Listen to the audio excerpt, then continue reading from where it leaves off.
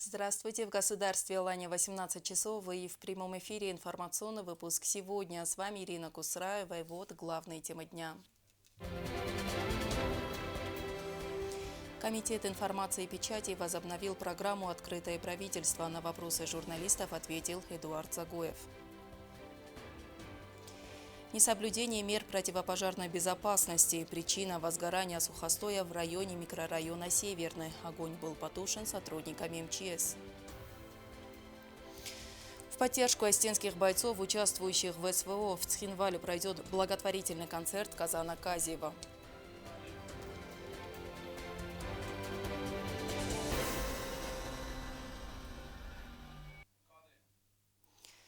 В рамках программы «Открытое правительство» в Комитете информации и печати прошла пресс-конференция министра строительства, архитектуры и ЖКХ Эдуарда Загоева. Она была посвящена реализации пунктов трехлетней инвестиционной программы содействия социально-экономическому развитию Южной Осетии.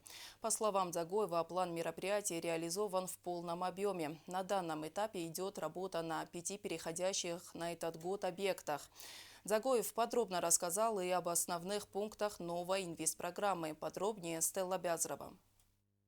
Министр строительства рассказал, что отчетный год завершен с высокими показателями, а общее освоение пунктов программы составило 95%. В конце прошлого года сопредседателями межправкомиссии утверждена новая трехгодичная программа на 2023-2025 годы. По словам Загоева, общий объем финансирования составляет 3 миллиарда 587 миллионов рублей. Новая инвестиционная программа, она была сформирована по результатам предложений государственных органов, исполнительных органов государственной власти Республики Южная Осетия. И 18 ноября 2022 года она была утверждена решением межправительственной комиссии. И на сегодняшний день мы приступаем к реализации этой программы. В программе предусмотрена реализация в трехлетке 44 мероприятий, 46 мероприятий, из них 44 – это объекты капитального строительства.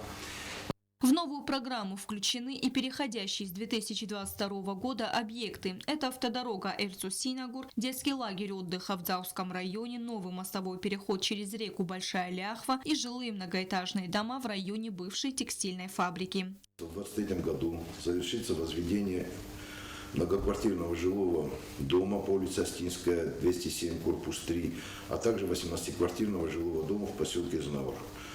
Кроме того, до конца 2025 года планируется строительство двух 75-квартирных жилых домов. Это по улице Исака, дом 32, и по улице Астинская, 207, 4 корпус. Активная фаза строительства новых объектов начнется весной. Предполагается строительство дошкольно-образовательного учреждения в микрорайоне Царств. Вблизи недавно введенных в эксплуатацию жилых домов на улице Братьев Губаевых будет возведен современный детский сад на 100 мест. Еще одним важным мероприятием является восстановление водозаборных сооружений и аварийных участков линейной части магистрального водовода Едес-Цхинвал. Это мероприятие позволит не только значительно увеличить мощность водовода и минимизировать количество аварийных ситуаций по трассе водовода, но и полностью уйти от необходимости подпитки водовода из поверхностных источников в период с апреля по июнь во время паводков.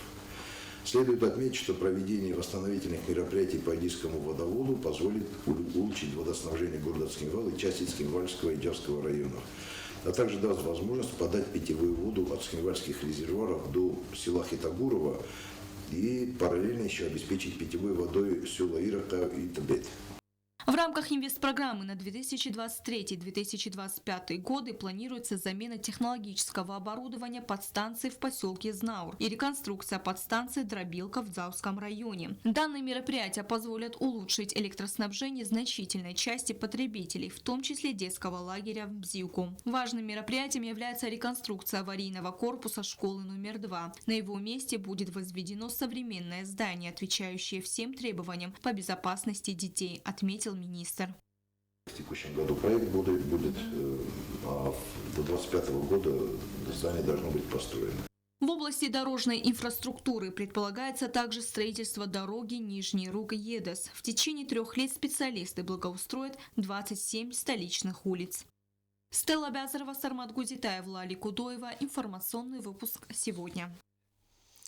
Комитет по внешней политике и межпарламентским связям выступит с законодательной инициативой о присоединении Республики Южная Осетия к Конвенции о запрещении разработки, производства и накопления запасов биологического оружия и об их уничтожении от 16 декабря 1971 года.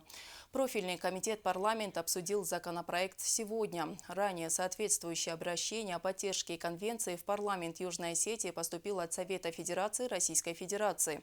На заседании комитета присутствовали министр иностранных дел Сарджиоев и представитель правительства в парламенте Зураб Кокоев.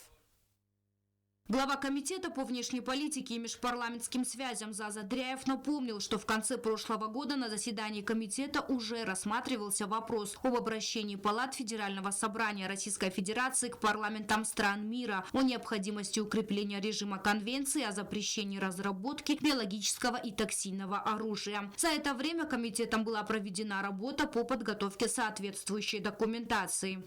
Комитетом по внешней политике и межпарламентским связям было принято решение выступления с законодательной инициативой по внесению в парламент Республики Южная Осетия проект закона о присоединении Республики Южная Осетия к Конвенции о запрещении разработки, производства и накопления запасов бактериологического, биологического и токсинного оружия и об их уничтожении. После регистрации законодательной инициативы комитетом разработан законопроект с соответствующими документами и был роздан всем депутатам. Законопроект был также согласован с Министерством иностранных дел. В парламент поступило еще одно обращение Совета Федерации в связи с непрекращающимися ударами по Запорожской атомной электростанции. В нем говорится, что действия Украины в отношении Запорожской АЭС невозможно охарактеризовать иначе, как ядерный терроризм, несущий разрушение и смерть. Совет Федерации обращается к парламентам стран мира и международным парламентским организациям с призывом осудить политику киевских властей и потребовать прекратить агрессивные действия, угрожающие безопасности крупнейшей в Европе атомной станции. Многократные заявления представителей Российской Федерации в Совете Безопасности, в директивных органах МАГАТЭ, на других крупных международных площадках о деструктивной деятельности, угрожающей всему человечеству, которая осуществляется вооруженными украинскими неонацистами и иностранными наемниками в отношении ЗАЭС, остается без должной реакции. Совет Федерации Федерального собрания Российской Федерации требует от военного и политического руководства Украины немедленного прекращения любых атак на ЗАЭС и связанную с ней критическую инфраструктуру. Депутаты единогласно одобрили оба вопроса. Они будут вынесены на очередное заседание сессии парламента. Агунда Губозова, Асамаз Гаглоев, Оксана Татаева. Информационный выпуск сегодня. Несмотря на зимний период, на территории республики нередко происходят возгорания сухостоя кустарников. Накануне сотрудники МЧС потушили пожар недалеко от микрорайона Северный. Возгорание произошло в вечернее время и, как отмечают в МЧС, причиной пожара стал человеческий фактор. Огнеборцы пожарно-спасательной части номер 2 потушили возгорание, не допустив распространения огня на лесной массив. Несмотря на многократные предупреждения чрезвычайного ведомства, многие граждане их игнорируют, не соблюдая меры безопасности при обращении с огнем.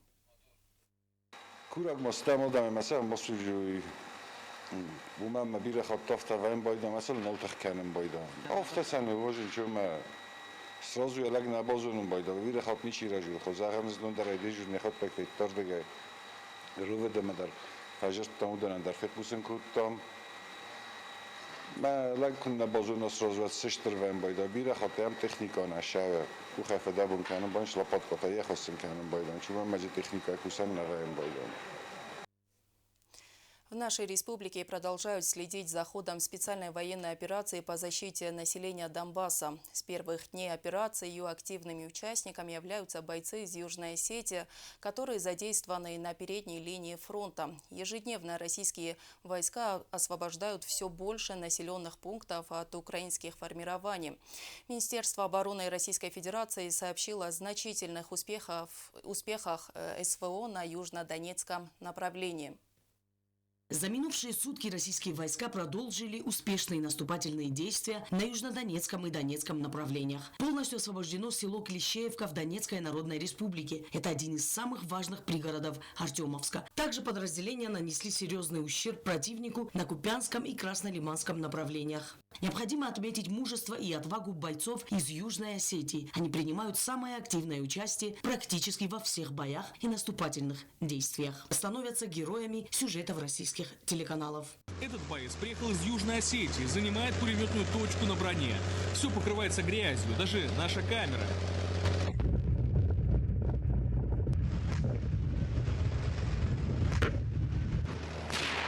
Сколько раз высовывался, уже вот начну стрелять, и снайпер меня спал и начал уже по мне стрелять. Ну, окопов там большинство не заминированы были, то есть растяжки всякие. Несколько дней назад полностью был освобожден город Солидар. Штурм длился больше месяца. Комплекс реализованных российской группировкой войск мероприятий обеспечил успешные наступательные действия штурмовых отрядов по освобождению города Солидара. Только за последние 3 суток в районе Солидара было уничтожено более 700 украинских военнослужащих и свыше 300 единиц вооружения Вооруженных сил Украины. Российские военнослужащие эвакуировали жителей в Донецк. Зашли в Солидар, люди в подвалах сидели. Собрали, отогрели, оказали первую медицинскую помощь. Сейчас будем доставлять сотрудникам МЧС, передавать их дальше. Как вообще настроение у людей? О чем говорят? Но они рады, что их освободили. Их держали силой, не отпускали. То есть их украинские подразделения не давали выйти? Не давали выйти, да. Прикрывались. Эвакуация, конечно, проходила сложно. Мы, как говорится, несколько пунктов проходили. Инфраструктура Солидара полностью разрушена. Националисты, отступая, стремились нанести городу еще больший урон. Жилые дома, социально значимые здания в руинах. Саперы ведут работы по разминированию дорог от оставленных боевиками мин и иных видов взрывных устройств. Несколько дней назад на одной из заложенных нацистами противотанковых мин подорвалась группа осетинских добровольцев. 3 человека погибли, остальные с ранениями и ожогами были доставлены в госпиталь Донецка. Оксана Джуева, Лали Кодоева, ГТРК ИР. Информационный выпуск сегодня. Очередная благотворительная акция в поддержку осетинских бойцов, принимающих участие в боях по освобождению Донбасса. В Схинвале пройдет благотворительный концерт шансонье Казана Казиева. Исполнитель хита «Скрипач» отметил, что на вырученные средства будет приобретено специальное военное обмундирование. Стоит отметить, что с начала специальной военной операции народ Южной Осетии неоднократно направлял гуманитарную помощь на передовую, оказывая посильную помощь фронту. Репортаж Марьяны Чучиевой. Известный осетинский шансонье, любимец публики Казан Казиев, объявил об организации благотворительного концерта в поддержку осетинских бойцов, участвующих в специальной военной операции на Украине. Любители шансона смогут насладиться любимыми хитами в киноконцертном зале «Чермен» 17 февраля. В благотворительном вечере примут участие 4 исполнителя. По словам Казиева, его друзья-музыканты приедут для поддержки инициативы. Концерт вас ждет Саша Адмирал, Москва, Сочия Клюева Маруся, Ама Агайте Лейла, Ирон Заракемек. Цедаритер финансон фараста Артембулканан Смахлима, Евма, Подонцаренц, Украинава, Махлаб Кутайвам Чидаритер Тухкане, Аудуна. Амасан Алхадр Цадзуни Хастун Дорас. Курагадан Самайолдар Бацавод. Аман Махта Канзастам Ваварзун Зорджита. Хиты музыкантов всегда тепло встречают, где бы они ни заиграли. А на концерте Казан Казиев порадует зрителей премьерой новой песни. Как рассказал сам шансонье, история, описанная в песне, реальная, свидетелем которой он стал еще в свои юные годы.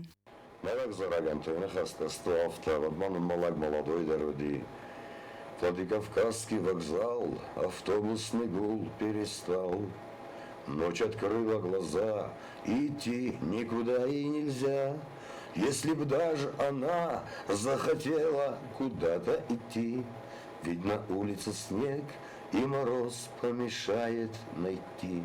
Известный исполнитель поделился планами и на ближайшее будущее. Казиев планирует открыть студию звукозаписи в Южной Осетии, где одаренные и талантливые музыканты до 18 лет смогут записывать свои треки совершенно бесплатно в хорошем качестве.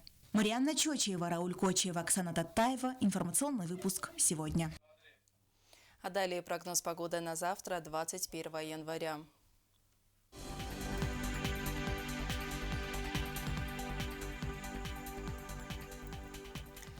Завтра в республике будет облачно с прояснениями. В Знаурском районе днем плюс 6, ночью плюс 1.